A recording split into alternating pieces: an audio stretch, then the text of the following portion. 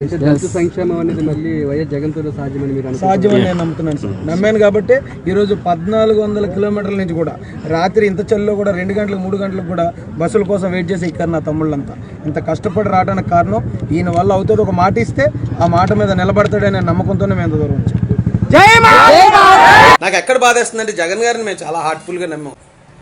ఆయన మీద హార్ట్ఫుల్గా నమ్మ ఒక మాట మాట్లాడేటంటే ఎట్టి పరిస్థితులు వెనక్కి తిరగడని నేను ఒక 100 మీటింగ్లో చెప్పుంటాను. నేను ఇచ్చిన మాటలోనండి ఎస్సీలకి నేను 50% అందులో రిజర్వేషన్ కల్పిస్తాను, పదవుల్లో రిజర్వేషన్ కల్పిస్తాను అన్నాడు.